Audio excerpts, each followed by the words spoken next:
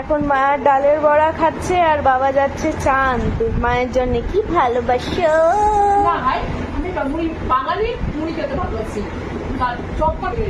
ওই চপটা তো আগে নিয়ে ফেলেছে, শুধু মুখে খাবে বলে। এখন মুড়ির টান পড়েছে, গেছে দাদা এখন মুড়ি আর চা আনতে। দেখছে দেখুন না দাদা, শুনো দাদা। আর আমার হাতেও দিয়ে দিয়েছে ডালের বড়া, বললো যতক্ষণ তোর বাবা যাচ্ছে ততক্ষণ এই বড়াটা ছেবা।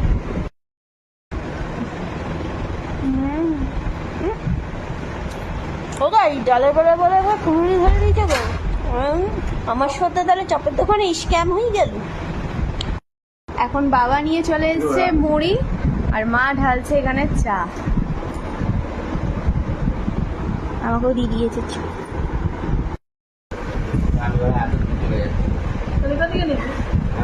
এখানে মা ঘুগনি তো এনেছে মুড়ি দিয়ে খাবো বলে, আমি ঘুগনি মুড়ি খেতে খুবই ভালোবাসি। আর এনেছিল শুধু মুখে চপ খাবে বলে এনেছিল, তারপরে মুড়ির টান পড়েছে, যেটা আগে বললাম আপনাদেরকে। আর এখানে ঘুগনির হাতা হিসাবে মানে পয়সা নেয়। যাই হাতা যাবে তোর বাবার হিংসা লাগবে, তোর জন্য কি না আমি আমার মধ্যে আমি খাবো কেন? শুরু তো এত হিংসা কেন? দেখে আসুন না।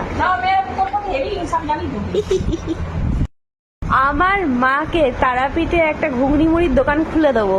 আমাকে খেতে দিয়েছে, সত্যি দোকানকেও হার মানিয়ে দেবে। এখানে রয়েছে লঙ্কা চপ রয়েছে দুটো, তার সাথে রয়েছে বেগুনি আর রয়েছে পেঁয়াজি। আবার এখানে ঘুগনি, ওপর দিয়ে পেঁয়াজ কোচানো। দেখি তোমারটা। ও হ্যাঁ, সুব্রত দা থালার মধ্যে কি হয়েছে? আমরা তারাপীঠের সামনে দিয়ে, মন্দিরের সামনে দিয়ে আমি লঙ্কার চপ নিয়েছিলাম, বেগুনি নিয়েছিলাম, পেঁয়াজি নিয়েছিলাম। লঙ্কার চপটা এক কামড় দিতে পুরো পচা গন্ধ, পুরো লঙ্কার চপটা গন্ধ আর ভেতরটা পুরো হরহরে। এরম যে জিনিস এরা বিক্রি করে আমি সত্যিই জানি না, যে পয়সা লাগলে দুটো চেনে না, এরম করে নিস কেন লোক ঠকিয়ে। এখন টেস্ট করবো ঘুগনি মুড়ি। খুব সুন্দর হয়েছে, কিন্তু আমার মায়ের মতন ঘুগনি হয়নি।